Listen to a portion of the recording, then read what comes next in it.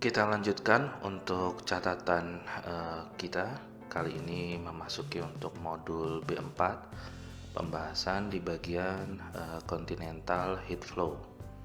Pada segmen 1 ini kita akan membahas berkaitan dengan heat flow di kawasan kontinental atau kerak benua.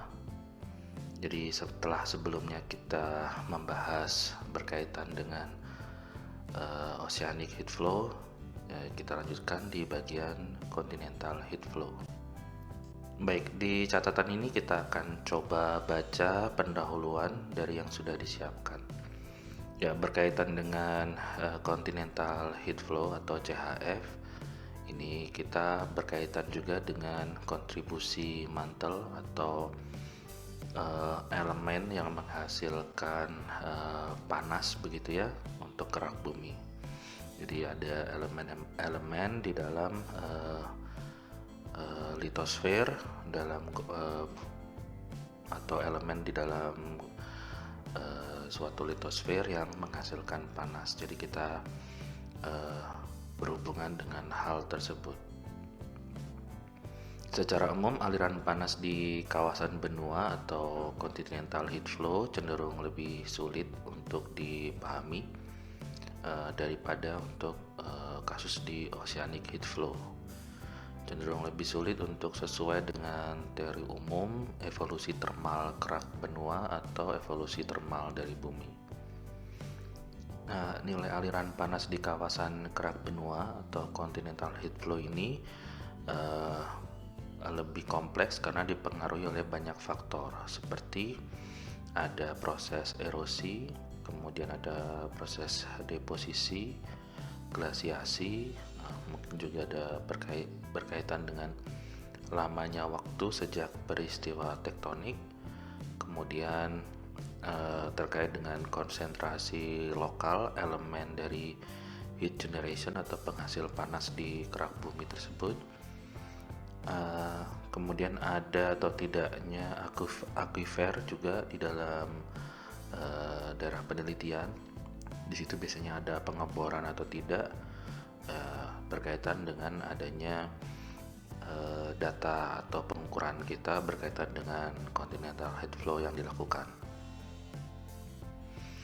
Namun secara umum kita bisa melihat data bahwa continental heat flow yang diukur akan mengecil dengan bertambahnya umur litosfer di kawasan benua.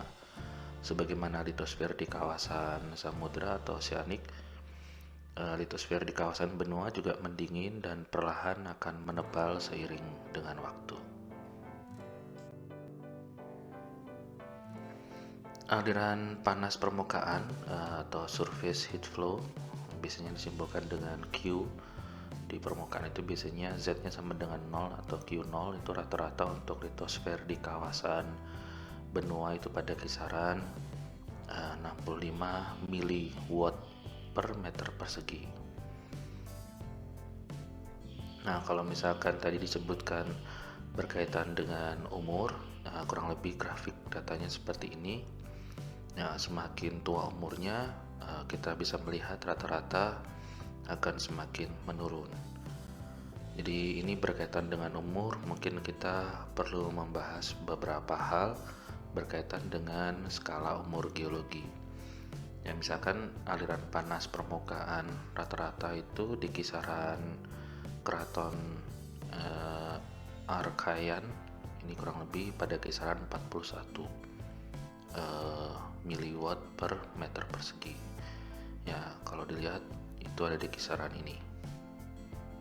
Nah, keraton ini yang dimaksud adalah dari bahasa Yunani, yaitu kalau dalam konteks geologi itu adalah bagian yang relatif tua dan stabil dari litosfer benua. Ya, litosfer sendiri terdiri dari dua bagian, ada kerak dan mantel bagian atas. Sedangkan Archaean ini adalah salah satu dari eon atau katalog besar pembagian skala waktu geologi.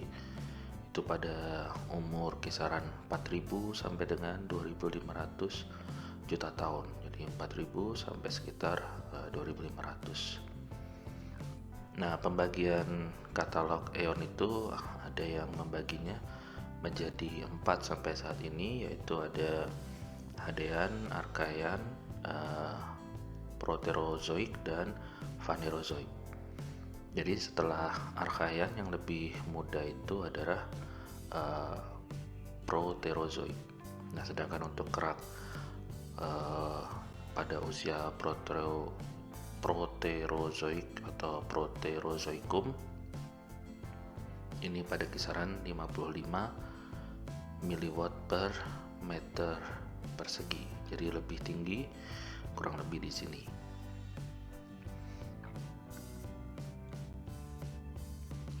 Kemudian nilai aliran panas yang tersebar secara khusus yang diukur pada usia kurang dari 800 juta tahun itu adalah bukti bahwa data kita yang ada di sini itu memiliki pengaruh atau terpengaruh dengan kuat dari proses-proses yang baru-baru terjadi, dan oleh karena itu sangat sulit untuk ditafsirkan dalam kaitannya dengan struktur termal yang lebih dalam dari kerak di kawasan benua. Ya, ini kita lihat sebarannya cukup tinggi dari kisaran 20-an sampai 125 begitu ya, kurang lebih, atau 130 miliwatt per meter persegi. Jadi distribusinya cukup acak atau tinggi begitu. Nah, di beberapa daerah tertentu itu dikenal dengan konsep heat flow province atau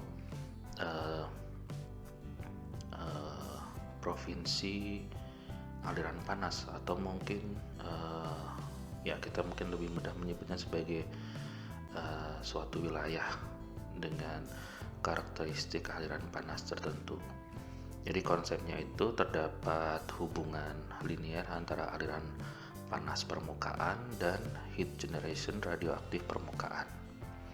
Jadi suatu area ketika disebut sebagai heat flow province ini, kita berharap akan mendapatkan atau memenuhi konsepnya, yaitu terdapat hubungan yang linear antara Q0 dan A0, di mana Q0 itu adalah aliran panas di permukaan atau pada saat Z sama dengan 0, dan heat generation itu biasanya disimpulkan dengan A. Karena ini di permukaan berarti berhubungan dengan A0.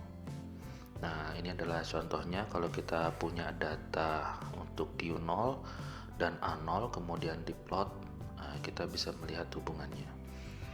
Jadi dengan menggunakan hubungan ini, perkiraan kontribusi elemen heat generation panas di kerak benua ke aliran panas permukaan dapat diperkirakan. Jadi maksudnya kontribusi heat generation dari bagian bawah itu bisa diperkirakan dari hubungan yang linear ini. Ya, ini adalah beberapa data berkaitan dengan heat flow province di beberapa tempat. Jadi ada beberapa singkatan di sini. Kita punya hubungan linear, ini berkaitan dengan kode di sini. Misalkan ada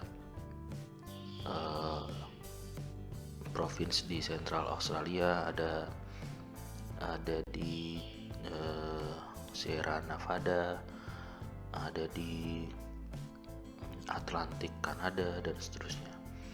Jadi ada beberapa hubungan linear berdasarkan tentu saja plot data yang ada di wilayah tertentu atau wilayah tersebut begitu.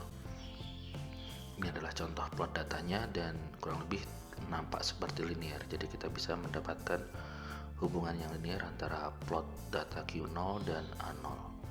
Ya, mungkin nanti kita akan lihat hubungan persamaannya di segmen selanjutnya terkait dengan model radioaktif penghasil panas ini atau heat generation ini. Kita lanjutkan sedikit lagi. Pada heat flow province ini, aliran panas permukaan Q0 dapat dinyatakan dalam bentuk panas radioaktif permukaan terukur yang menghasilkan A0 dengan hubungan sebagai berikut. Jadi kita punya Q0 sama dengan QR tambah A0 dikali D, di mana QR adalah konstanta. Demikian juga dengan D, yang ini berkaitan dengan heat flow province. D nanti berkaitan dengan estimasi ketebalan dari litosfer, dan QR ini berkaitan dengan heat flow yang berasal dari bagian bawah atau di dalam permukaan bumi, atau lebih dalam dari Q0 begitu ya. Nah, di sini Q0 ini kalau kita melihat ini adalah bentuk persamaan garis lurus, di mana Q0 ini adalah plot pada sumbu X, sedangkan A0 adalah plot sumbu Y, maka D ini adalah gradien dan QR ini adalah intersect dari plot kurva kita. Nah, berdasarkan data yang tadi kita sudah tunjukkan, tadi ada provinsi di Sierra Nevada, Sierra Nevada, ada di Australia Tengah dan seterusnya.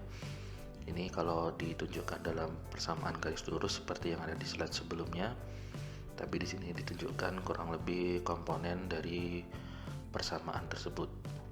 Ya, misalkan kita tinggal masukkan untuk nilai Q0 ini berapa, QR berapa, A0-nya itu sebagai variabel di sumbu Y, dan D ini adalah parameternya. Dan tentu saja data yang kita punya itu berkaitan dengan Q0 dan A0. Jadi kita kurang lebih ketika kita tahu beberapa komponen ini, kita bisa mengestimasi salah satu di antaranya berdasarkan model yang kita punya. Nah, kalau berdasarkan plot data, kita perlu atau data yang terukur biasanya untuk aliran panas di permukaan dan heat generation, pembentuk panas radioaktif di permukaan. Ya, kita perlu datanya untuk hal tersebut. Selanjutnya kita bisa modelkan. Baik, kita akan lanjutkan bagaimana persamaan ini bisa kita gunakan di segmen selanjutnya. Oke, terima kasih.